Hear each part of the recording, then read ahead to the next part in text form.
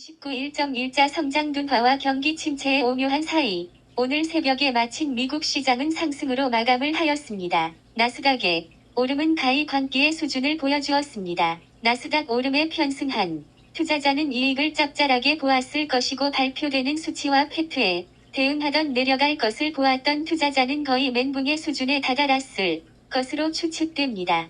여기서 잠깐 앙드레 코스톨란이라는 유럽에서 유명한 투자자가 있었습니다. 거의 워렌 버핏과 존 템플턴과 같은 명성을 얻은 헝가리 출생 투자자입니다. 주 무대는 프랑스였지만요. 이 투자가가 말했습니다. 돈 뜨겁게 사랑하고 차갑게 다루어라.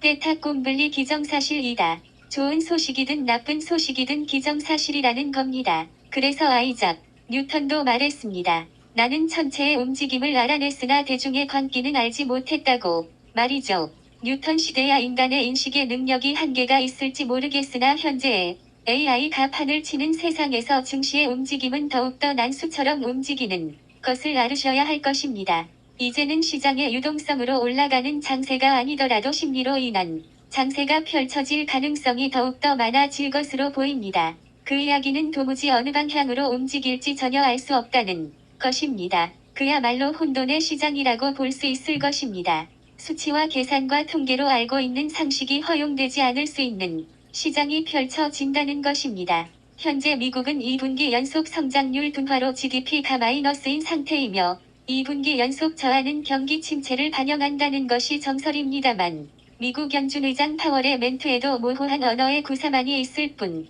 인플레이션을 잡기 위한 연준의 노력과 의지보다는 더욱더 의미 없는 정치적인 말로 구사를 할 것입니다. 현재 미국 연준 의장인 파월은 미국은 경기 침체가 아니며 경제 성장이 덜 되어서 이런 어려움이 있다고 언급하고 있습니다만이 행간의 의미를 보면 경기 침체는 경제 성장이 되지 않으니 경기 침체가 오는 것인데 경기 침체와 경제 성장 분리해서 경제 성장 목표치에 못 미쳐 경기가 약간 어렵다는 것을 피력하고 있습니다. 전 연준 의장이었던 자니 딜런도 마찬가지 의미로 멘트를 하고 있는 실정입니다. 다만 걱정스러운 것은 이 사람들이 항상 어려움이 아니다라고 말하면 어려운 시기라는 것이고 인플레이션이 아니라고 말하면 인플레이션이 이미 시작되었다는 것에서 신빙성을 잃고 있는 실정입니다. 하기야 우리나라도 97년 IMF 위기를 맞을 때도 금융위기 없다라고 해놓고 구제금융을 신청했던 거와 마찬가지로 전 세계 나라들의 정책 당국자들은 거의 같은 모습을 보인다고 보입니다.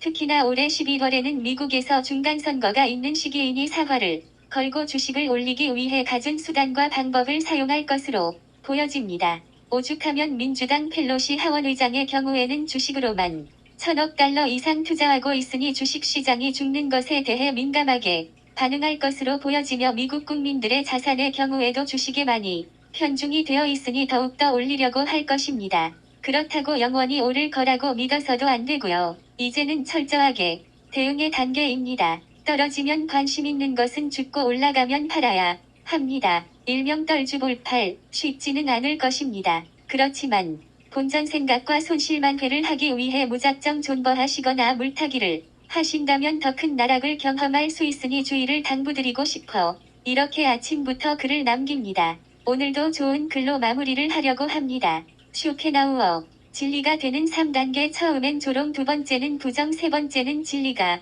된다.